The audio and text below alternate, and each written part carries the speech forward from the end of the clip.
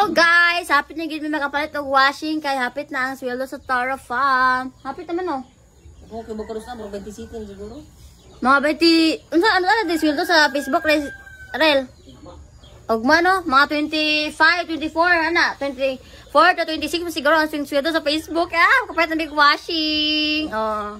Ang mga kuan sa mga followers nga palit ko nag-washing. Oh. Kay kuan man god kampuhan mo guna na mo na guys, dili pa na mo bahiron ang sweldo sa Toro family. Kuha na dayong largo kay kung mabahin na sa Toro family na mo. Nga member, tihik na kayo muhata og kwarta sila. Tawot sa pa. Basta magulitan na niya kwarta, di na mo remit og para ana nga washing mo nang dili matag sayang asawa. Di mo hatag ko di mama mo nang ini ka sweldo sa Toro Farm sa di pa magbahin o palitan na og washing, bayad sa kuryente og gripo, wifi ana.